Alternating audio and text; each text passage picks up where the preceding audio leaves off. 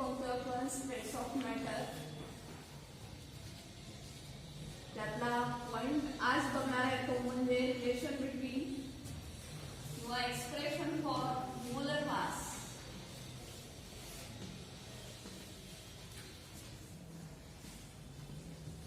Expression for molar mass. Okay, काय बघा, आपल्याला आयडियल गॅस इक्वेशन माहिती आहे. We know ideal gas equation काय आहे. आयडियल गॅस इक्वेशन आताच मी सांगितलं होतं. PV is equal to nRT.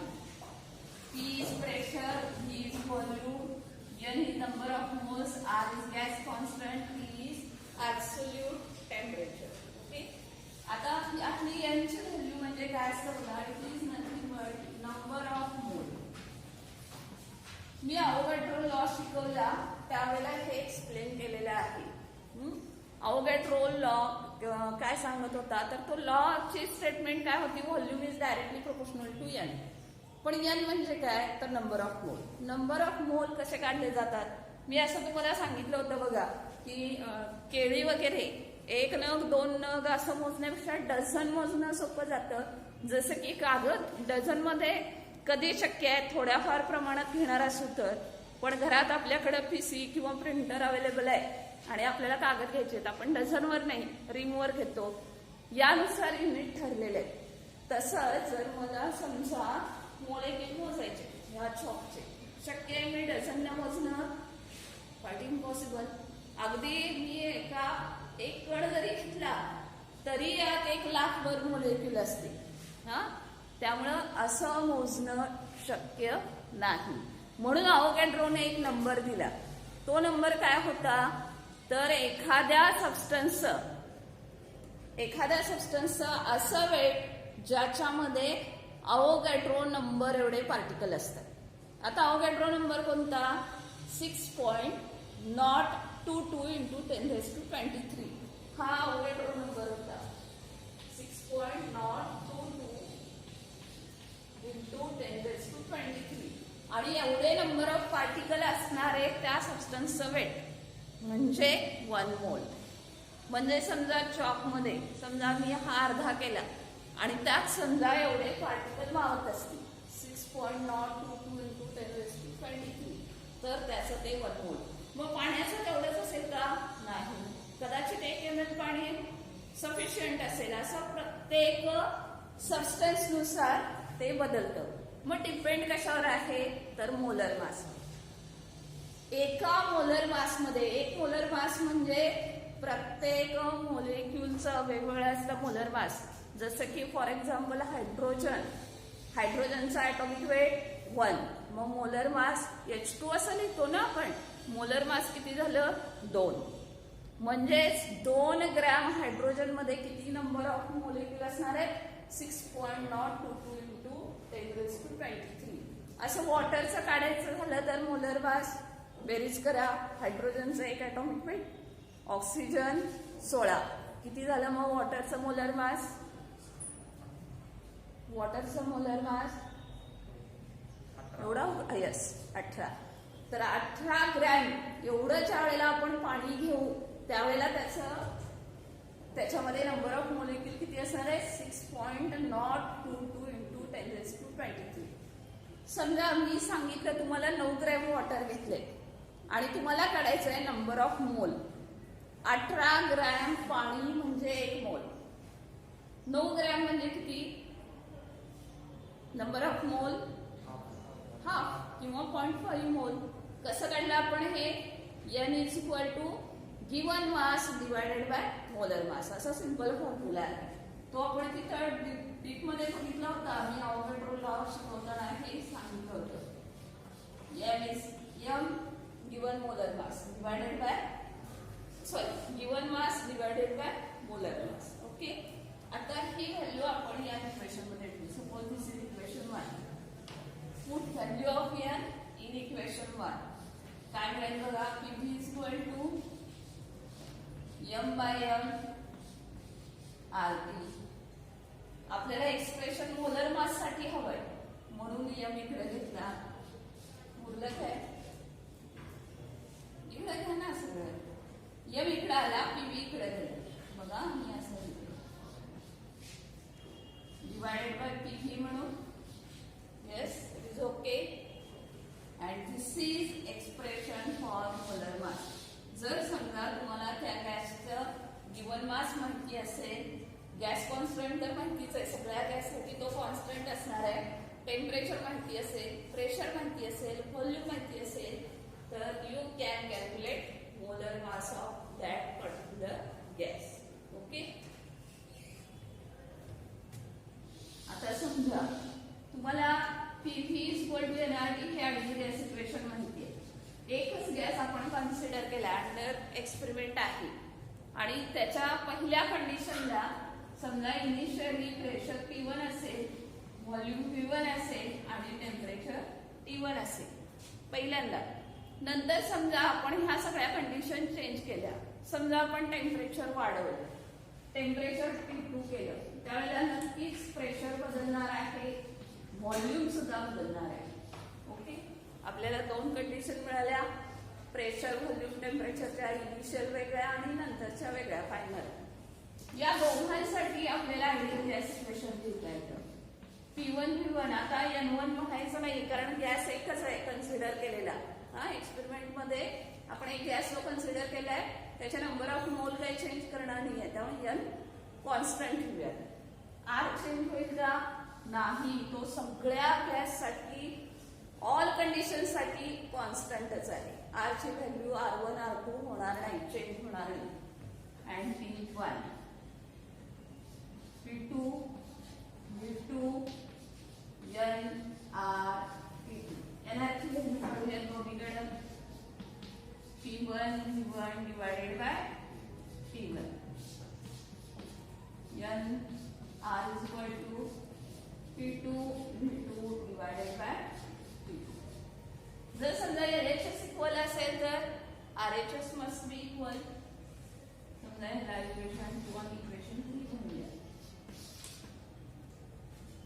We get P1 V1 divided by T1 is equal to P2 V2 divided by P2. आणि हे काही तुम्हाला डिराईव्ह करायला नाही विचारत, याच्यावर न्यूमरिकल विचारलं जातं. कंबाईन गॅस लॉ असं म्हटलं जातं याला. तर या फॉर्म्युल्यावरून P1 V1 divided by T1 is equal to P2 V2 divided by T2 हा फॉर्म्युला वापरून आपण न्यूमरिकल सॉल्व्ह करायचे.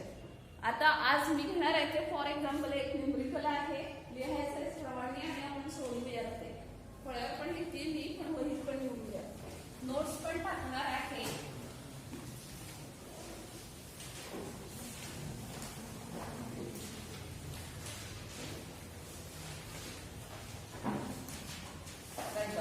A sample of nitrogen gas form. A sample of nitrogen gas was placed in a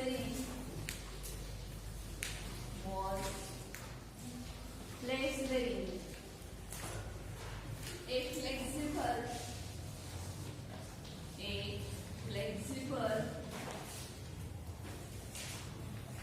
container. एक flexible म्हणजे ते volume वाढले की वाढेल, फुग्यासारखं, लिडर बॅग किंवा फुग्यासारखं. तुम्ही फुगवल तसा तो फुगतो, परत हवा काढली की परत ओरिजिनल पोझिशनला येतो. Just like that. At 300 Kelvin,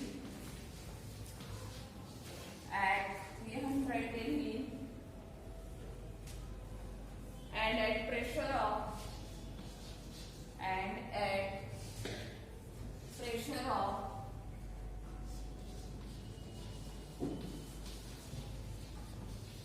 1.5 atmosphere,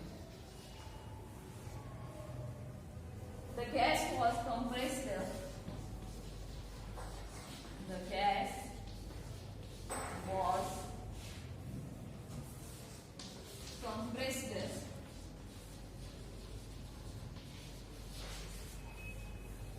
to a volume of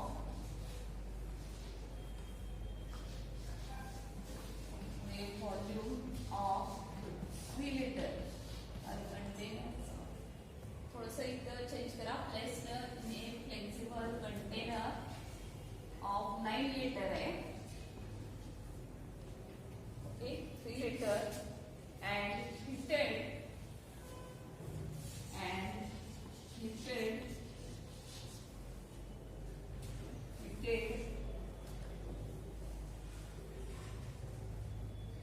up to 600 Kelvin. 600 Kelvin. What is the new pressure? What is the new pressure inside container? New pressure inside container. बघा परत एकदा वाचते. Sample of nitrogen gas was placed in a flexible container of 9 liter at 300 Kelvin and at pressure of 1.5 atmosphere. The gas was compressed to a volume of 3 liter. नंतर त्याच गॅसला 3 litre volume होईल एवढं compress केलं आणि शिवाय heat केलं up to 600 kelvin. What is the new pressure in container? आधी काय करायचं बघा, न्यूमेरिकल वाचल्यानंतर त्याच्यातल्या गिवन थिंग्स आणि विचारले काय हे ओळखता आलं पाहिजे. गिवन काय काय ते लिहूयात. इथे तुम्हाला साधारण कंडिशन दोन दोन दिसत आहेत. टेम्परेचर 2 दिसत आहेत, 300 600. Volume 9 litre 3 litre. म्हणजे आपल्याला P1 V1 असं या पद्धतीने लिहावं लागेल. काय काय दिले ते लिहूयात आपण. त्याला गिवन असं लिहायचं. सोल्युशन लिहिण्यापूर्वी स्टार्टिंगला गिवन थिंग्स येतील. व्हॉल्यूम दिलेला आहे 9 लिटर. टेम्परेचर इनिशियल आहे 300 केल्विन. T1 म्हणूयात त्याला. And P1 is given also.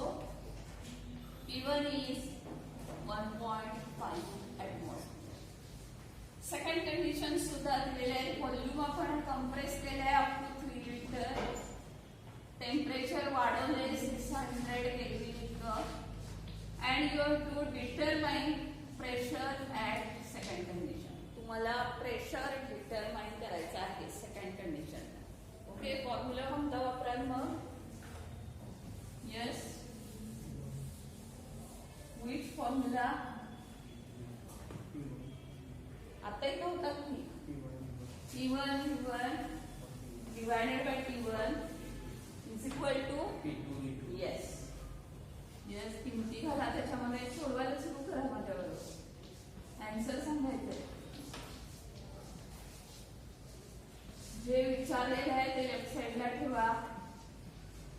बाकीचं सगळं एका साइडला आणा.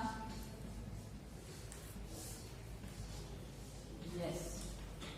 Put the values and tell me the answer. बोला. किमती घालूया. काय काय? P1 दीड atmosphere. V1 9 litre. P2 600 kelvin divided by volume नंतर केलेला आहे 3 लिटर आणि टेम्परेचर सुरुवातीचं होतं 300. Yes, solid. किती येते बघायचं.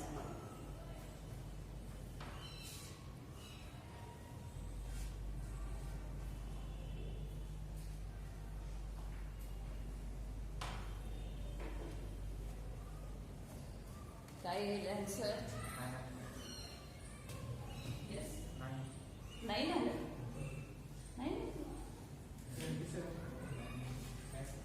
9 ॲटमॉस्फिअर येते. बघा जरा.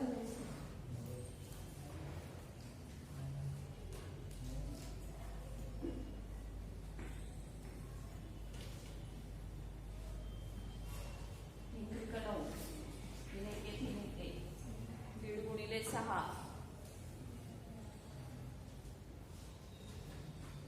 1590. युनिट काय लिहू? येस. आता तुम्हाला प्रश्न पडेल इथं की ऍटमॉस्फिअरचं ऍक्च्युली बघा व्हॉल्यूम दिलेलं आहे लिटर मध्ये आणि त्यामुळे प्रेशर ऍटमॉस्फिअर मध्ये असलं तरी काही फरक पडत नाही. तुम्हाला असं वाटेल की इथं सगळे युनिट मध्ये हे कॅल्क्युलेट कसं करणार असाल तर करा, पण काही गरज नाही. कारण त्यांनी दिलेली जी प्रेशरची व्हॅल्यू आहे दीड ऍटमॉस्फिअर तुमचं येणारा आन्सर ॲटमॉस्फिअर मध्ये. लक्षात आहे का?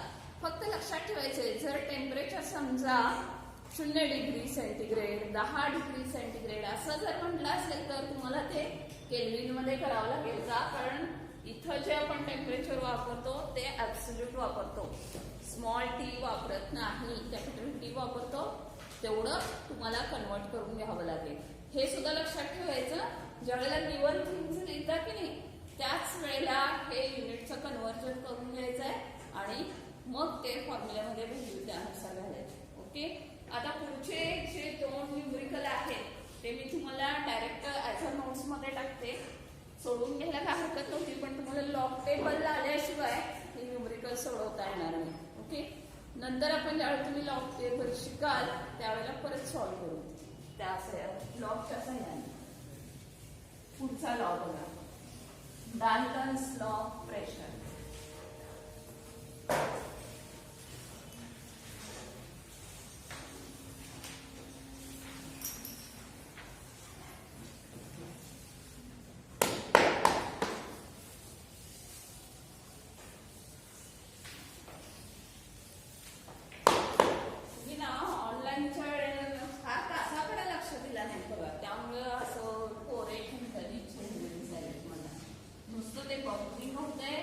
आवाजच येत नाही, असल्या सूचना देत राहिला आम्हाला. लेक्चरकडे लक्षच नाही. डाल्टन्स लॉ ऑफ प्रेशर या लॉची फक्त स्टेटमेंट आहे तुम्हाला स्टडीसाठी. बराचसा पार्ट हा रिड्यूस केलेला आहे. आम्ही जसं घेऊ, जसं तुम्हाला नोट्स पुरवू तेवढ्याच करायच्या टाकले, लक्षात आलं. आणि त्याच्यावरच रिलेटेड टेक्स्ट मध्ये वाचायचं. ओके. तुमच्या थिअरी एक्झामसाठी तेवढंच असणार. आपण बघूयात पुढचा law, Dalton's law of pressure. समजा एक कंटेनर आहे आणि याच्यामध्ये 2-3 गॅस मिक्स केलेले आहेत. फॉर एक्झाम्पल हेलियम आहे इकडे, समजा दिस इज हेलियम. अजून एक गॅस घेतलाय नायट्रोजन आणि 1 ऑक्सिजन. ओके. ऑक्सिजन आणि 3 CO2. असे 3 गॅस घेतलेले आहेत वेगवेगळे. प्रत्येकाचं प्रेशर वेगवेगळं असणार आहे. इंडिव्हिज्युअल गॅसचं प्रेशर समजा नायट्रोजनचा आहे T1 आणि क्लोरीनचा आहे P2 आणि हेलियमचा आहे P3. इंडिव्हिज्युअली ह्या तिघांचं वेगवेगळं आहे.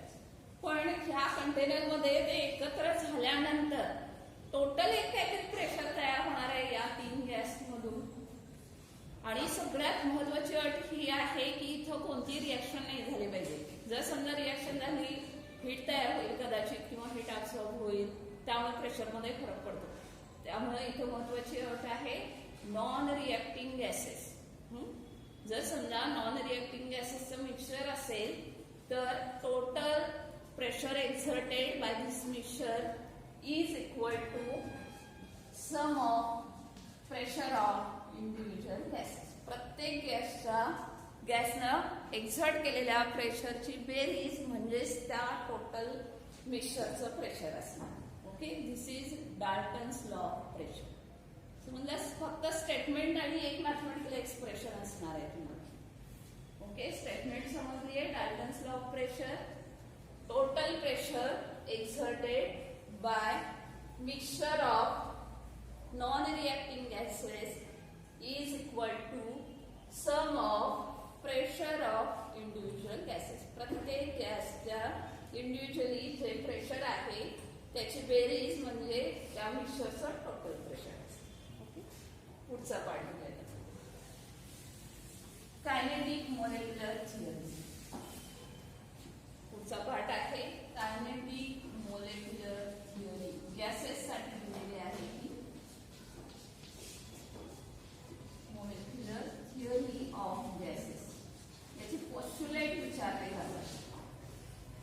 कसं आहे का, आता तुम्हाला लिक्विड, गॅस, सॉलिड हे सगळं माहिती आहे. तुम्ही आधीचा काळ गृहीत धरा, ज्या वेळेला ह्या 3 स्टेजेस असतात, ह्या म्हणजे स्टेट्स ऑफ मॅटर आहेत. असं ज्या वेळेला संशोधन सुरू असतं त्यावेळेला पहिल्यांदा काही थिअरी मांडणं आवश्यक असतं. तशीच ही गॅसच्या बाबतीत मांडलेली कायनेटिक मॉलिक्युलर थिअरी आहे. ओके. ओके, याच्या पॉस्ट्युलेट बघूयात आपण. 2 किंवा 3 मार्काला विचारली जाते. पॉस्ट्युलेट्स काय आहेत बघा. सगळ्यात पहिलं महत्वाचं, गॅसेस कंटेन्स टायनी मॉलिक्युल्स किंवा पार्टिकल्स. गॅसेस मध्ये टायनी म्हणजे लहान, अतिशय लहान आकाराचे असे मॉलिक्युल किंवा पार्टिकल्स असतात. ओके, हे पार्टिकल्स जे आहेत, आपण बरेचसे हा प्रॉपर्टी सुरुवातीला टॉपिकच्या सुरुवातीलाच बघितलेला आहे बरं का, बरेचसे रिपीट होतील. गॅसेसच्या मॉलिक्युलमध्ये इंटरमॉलिक्युलर फोर्स ऑफ अट्रॅक्शन खूप कमी असते, त्यामुळे ते खूप लांब असतात. इंटरमॉलिक्युलर फोर्स ऑफ अट्रॅक्शन खूप कमी असते.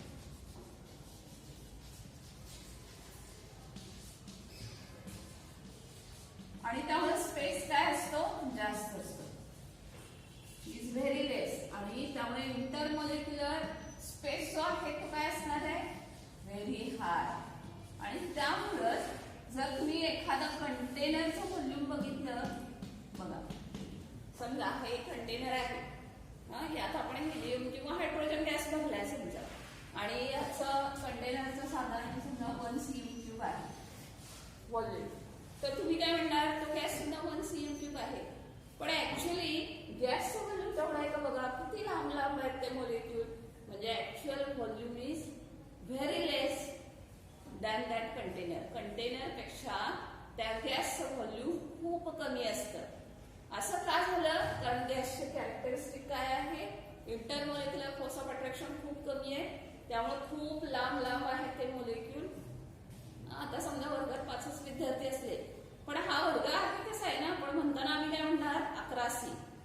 पण आतमध्ये स्ट्रेंथ तेवढी आहे का, नाही दिसत आहे. ऍक्च्युअली त्याचं किती आहे, आमची कॅपॅसिटी भरपूर आहे, जवळजवळ 50 बेंचेस आहे, पण त्याच्यापेक्षा जर स्ट्रेंथ कमी असेल तर जस्ट लाईक दॅट. इथं कसं गॅसेस तुमच्यात फोर्स ऑफ अट्रॅक्शन कमी वगैरे नाही, तुमची प्रेझेंटी कमी असल्यामुळे तसं झालं. इथे गॅसेसचं तसं होत नाही, त्याच्यात फोर्स ऑफ अट्रॅक्शन कमी आहे, त्यामुळे एकमेकापासून ते लांब असतात, त्यामुळे त्यांच्यामधला स्पेस खूप आहे, इंटरमॉलिक्युलर स्पेस, आणि त्यामुळेच त्यांनी ऑक्युपाय केलेले ऍक्च्युअल व्हॉल्यूम हे त्या कंटेनरपेक्षा खूप कमी असतं. ओके, व्हेरी लेस ऍक्च्युअल व्हॉल्यूम.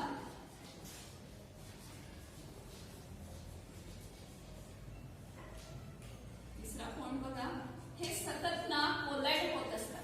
त्यांचं कोलिजन काय आहे, तर नेहमी ते सतत मूव्ह होत असतात, इकडून तिकडे मुवमेंट चालू असते इन ऑल डिरेक्शन. रॅन्डमली त्यांचं मुवमेंट चालू असते, मग ते कधी ना कधी धडकणार ना एकमेकाला, त्यालाच कोलिजन्स असं म्हणतात.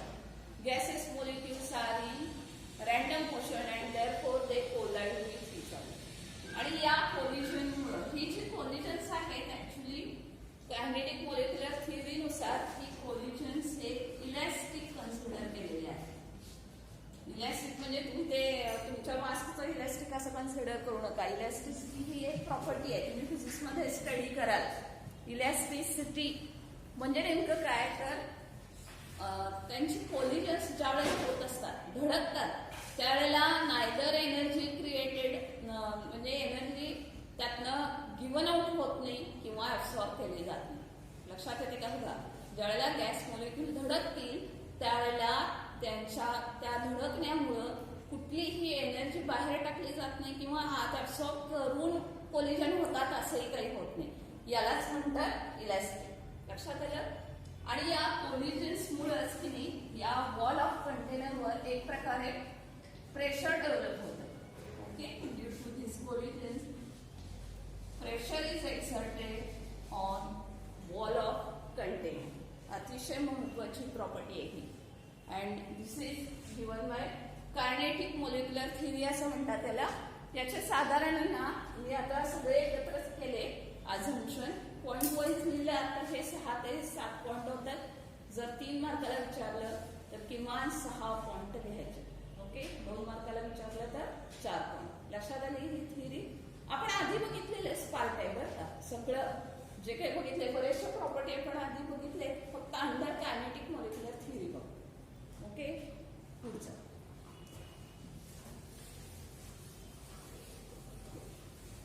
नोट्स सगळ्या ए डिव्हिजन वर लेक्चर झाल्यावर नोट टाकणार आहे, तोपर्यंत कुणी घाई करायची नाही. आणि इव्हन व्हिडिओ सुद्धा आता आता हाच व्हिडिओ लगेच मी पोस्ट करणार नाही, म्हणजे मी ए वर लेक्चर घेईन अँड देन मग हे पोस्ट होईल. ओके, युट्यूबवर. कारण तुमच्या घरी राहिलेले मित्र बऱ्याचदा फोन करत असतात, कधी होणार आहे तुमचं लेक्चर, त्यांच्यापर्यंत व्हिडिओ पोहोचेल ना, त्यामुळे. पुढचा पॉईंट बघा, आयडियल गॅस आणि real gas.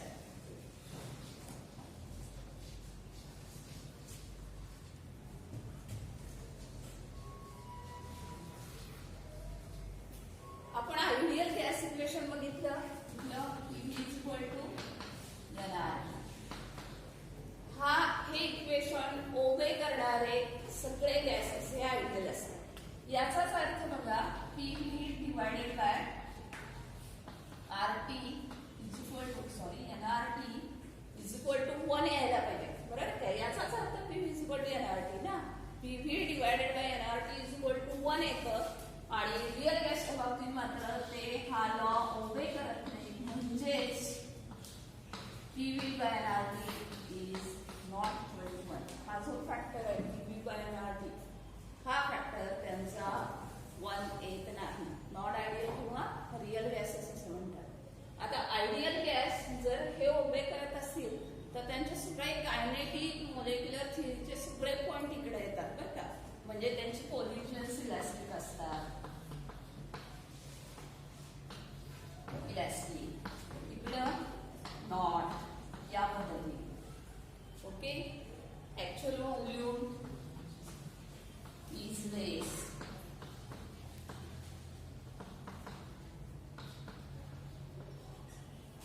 Okay, this is about ideal gas. Real गॅसच्या बाबतीत कोलिजन्स आर नॉट इलॅस्टिक, म्हणजे त्यांच्याकडून एनर्जी वगैरे बाहेर टाकली जाते. कोलिजन्स झाले की हीट बाहेर टाकली जाते. This is about real gases. मग example, all gases are real gases. कुठलाही गॅस कन्सिडर करा तुम्ही, all gases are real gases. आणि फक्त आयडियल हे आयडियलच आहे. Such gas not in exist, असा गॅस एक्झिस्टन्स मध्ये नाही. ओके, असे 4 ते 4 पॉइंट लिहायचे असतात. 2 मार्काला जास्तीत जास्त हा क्वेश्चन विचारला जातो, आयडियल गॅस आणि रिअल गॅस यांच्यामधला डिफरन्स लिहिताना पहिल्यांदा डेफिनेशन येईल. PV by NRT is equal to 1 is not equal to 1. Collisions are elastic, not elastic. Actual volume जे आहे it is as less than container. इथं मात्र actual volume is equal to container. आणि no such gases exist in case of ideal gas. Real गॅसमध्ये such gases म्हणजे all gases, तुम्ही कुठलाही gas consider करा, helium, neon, argon, hydrogen, oxygen, nitrogen, chlorine, कोणताही gas consider करा, these are real gases because they does not follow ideal gas equation. Okay, जरा video stop करते.